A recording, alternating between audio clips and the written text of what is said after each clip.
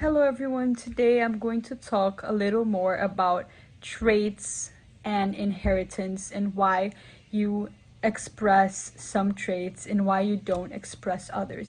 So before we go into the details of the video, I'm going to make a brief explanation of the terms that we normally use when we refer to things in genetics. So alleles are the different versions in the same gene. I'm going to use an example of eye color to further explain these terminology.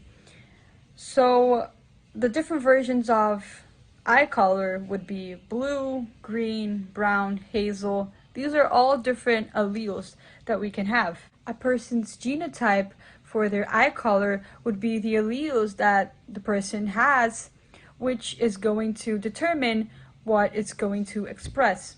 So for example, if a person has an allele for brown eyes and an allele for green eyes, the person is going to express in its phenotype, which is the genes which are expressed, the brown eyes, because brown eyes is a dominant trait and green eyes is a recessive trait. So if a dominant trait is present in the alleles, then it's going to be expressed in the phenotype. So for a person to express in their phenotype a recessive gene, like for a person to actually have green or blue eyes, they must have the two same alleles in their genotype. And then we have some other terms like heterozygose and homozygose.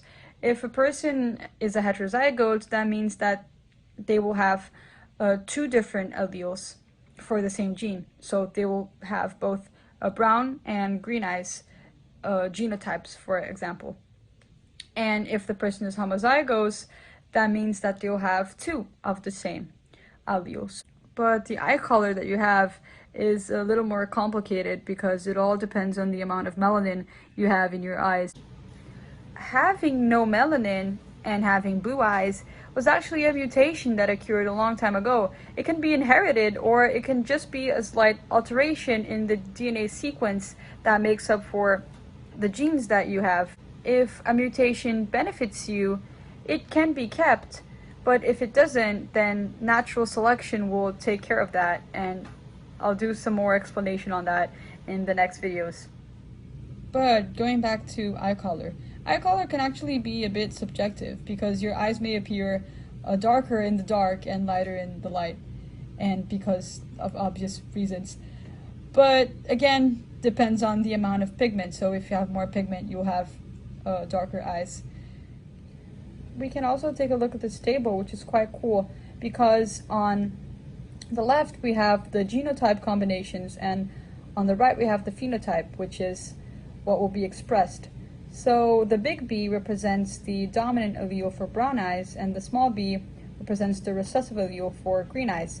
We also have the big G, which is the allele for green eyes, and it's dominant over B, the small b, for blue eyes.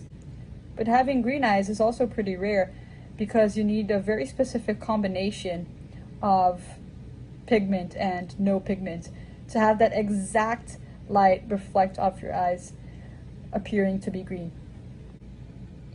And what's cool too is that the only possibility of you having blue eyes is if you have all of the recessive alleles in your genotype. And if you have green eyes, that means that you have at least one allele for green eyes. And if you have brown eyes, that means you have at least one allele for brown eyes because it's a dominant, so it will overrule all of the others. So I hope you found this explanation in this video fun and helpful, and if you have any other doubts regarding genetics and traits and inheritance, I'll be glad to answer any questions. So I'll see you in the next video.